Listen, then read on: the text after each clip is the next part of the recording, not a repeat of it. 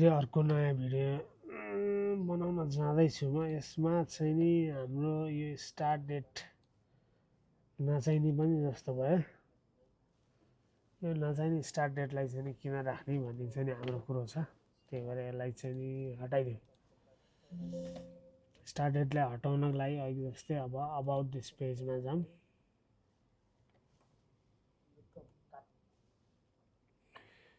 पेजमा जाऊँ।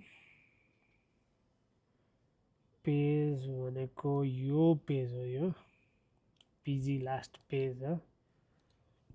कपी गरौँ। कपी गरेपछि एडमिन यहाँ छ। एडमिनको फङ्सनल एडमिनिस्ट्रेटरमा जाऊँ। त्यसपछि पर्सनलाइजेसन र डकुमेन्ट पाथमा यहाँ क्लिक गरौँ। ल गो गरौँ। गो भयो। त्यसपछि पर्सनलाइज दिस पेजमा पनि जाऊँ। फङ्सनल एडमिनिस्ट्रेटरलाई डिलिट गरौँ। त्यसपछि अप्लाई गरौँ। Complete view expand all. यसमा हाम्रो एजुकेसनलाई हेरौँ है त। पहिला पर्सनल इन्फर्मेसन यो टेबललाई बन्द गरेँ। रेज्युमलाई बन्द गरेँ। बेसिक डिटेललाई बन्द गरेँ।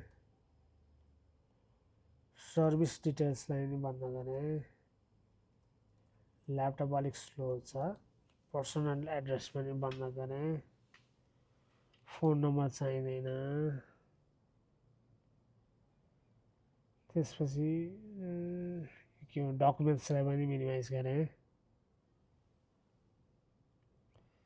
अब यो क्वालिफिकेसन एन्ड स्किलमा चाहिँ नि मलाई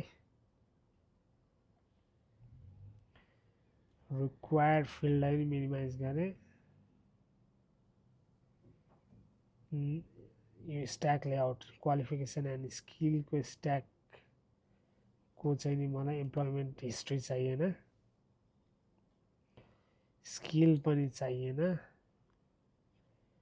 एजुकेसनल क्वालिफिकेसन पनि होइन त्यो। अब यो क्वालिफिकेसन चाहिँ नि हो। अब क्वालिफिकेसनमा चाहिँ नि मलाई स्टार्ट डेट चाहिँ नि सुरुमा हटाउँछु है त म। कहाँनिर छ त? पहिला date received year grade date receive how receive awarding body starting यो start date month start date year start date.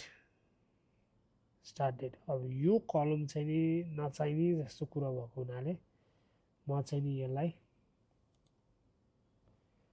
रेन्डरलाई चाहिँ नि अब म ट्रु छ यसलाई फल्स गरेर अप्लाई गरेँ। त्यसपछि अप्लाई गरिसकेपछि एकपल्ट म यसको चाहिँ क्यासलाई क्लियर गर्छु। ल त्यहाँ केही चिजहरू मिलिरहेको छैन। क्यासमा गएँ। क्यासिङ फ्रेमवर्कमा गएँ। ग्लोबल कन्फिगरेसन क्लियर क्यास यस।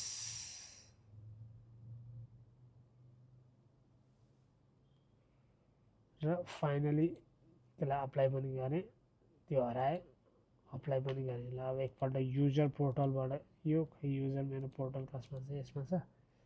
यो एडमिन पोर्टल हो। यो युजर पोर्टल हो। मेरो एकाउन्टमा जाउँ।